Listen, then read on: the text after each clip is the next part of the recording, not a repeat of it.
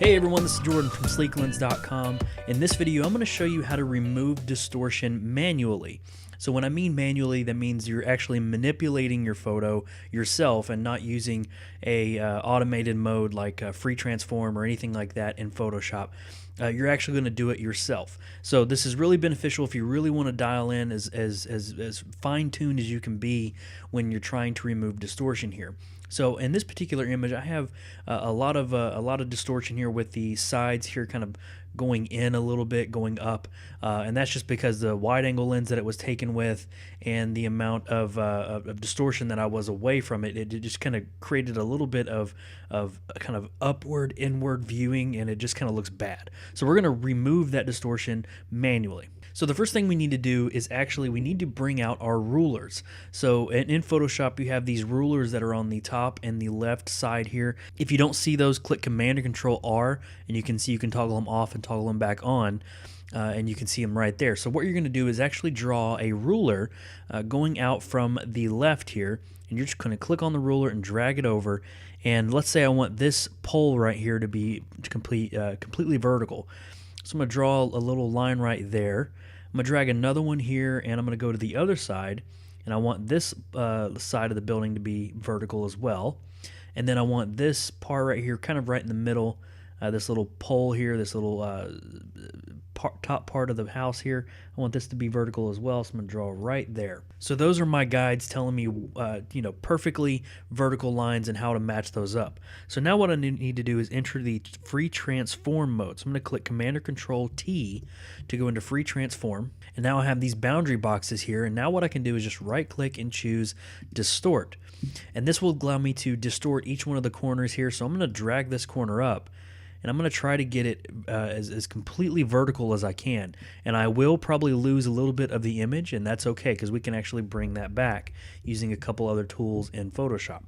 So if I need to zoom out, I can, and try to make sure that lines up good. And I'm just concentrating on this particular part here, just like that. Now I can work on this one, drag this in, drag this top part out, and you can see I'm starting to make those lines straight, and these rulers are just helping me make sure that they're perfectly straight. Bring this one down there. There we go. And it looks like this one is getting close to being straight there. Yep, it just popped right there. So that one looks pretty good already. So for the most part, this side of the building is straight, this one is straight, and it looks really, really well. And it looks a lot better than it did before. So now what I'm going to go ahead and do is just click Enter, and that will accept the changes. So here we have a couple options. We can actually take our clone stamp tool and go in here and try to fix some of these missing pieces, or we can just crop. I'm going to go ahead and create a brand new layer, and I'm going to go ahead and get my clone stamp tool here, and I'm just going to sample some over here and just paint a little bit of this back in to try to bring some of this image back together, just like that. So that looks like it was there. Kind of fix some of this repeating pattern there. This one might be a little bit more difficult, but we can zoom in and just try to replace a little bit of this. There we go. And you can see this is just a matter of just taking your time here. I'm going a little fast just to try to show you how easy this can be, but just right there, and do this, drag that up.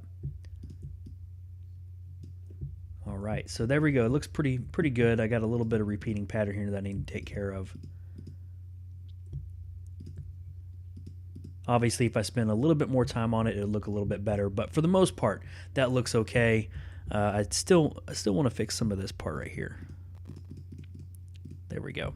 All right, so for the most part, that looks good. So this is the before, and then this is the after, and you can see the difference there. We just easily removed a little bit of the distortion manually, and that's as easy as it was if you want to have a little bit more control over your distortion removal. All right, guys, thank you for joining me in this video. If you have any more ideas for videos in the future, hit me up at jordan@sleeklens.com. Just go ahead and send me an email, and I'll make sure to make a video for you. This has been Jordan from Sleeklens, and I'll see you in the next video.